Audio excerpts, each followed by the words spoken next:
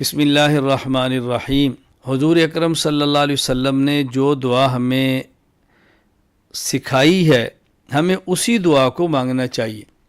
نبی کریم صلی اللہ علیہ وسلم نے یہ دعا مانگی ہے،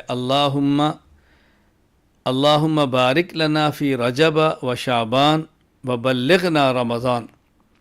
اے اللہ رجب میں، شعبان میں برکت دے دے اور رمضان تک اللہ تو ہمیں عافیت کے ساتھ پہنچا دے۔ باقی یہ کہنا کہ جو شخص رجب کی مبارک دیتا ہے تو اس پر جنت حلال ہو جاتی ہے، جو سب سے پہلے دیتا ہے اس پر جہنم حرام ہو جاتی ہے، اس قسم کی من گھڑت روایات پیش نہ کریں۔ جہاں مبارک شریعت میں آئی ہے وہاں دیا کریں، جہاں نہیں آئی وہاں نہ دیا کریں۔ اب ہمارا ایک مستقل معمول بن گیا ہے جمعہ مبارک کہنے کا۔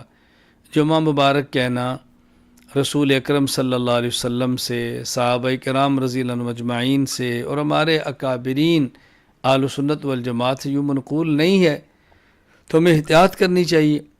جو چیزیں منقول ہیں اس کو اختیار کرنا چاہیے، جو ہمارے اکابر سے نہیں ہے اسے بچنا چاہیے۔ اللہ تعالی ہمیں اتباع سنت کی توفیق عطا فرمائے۔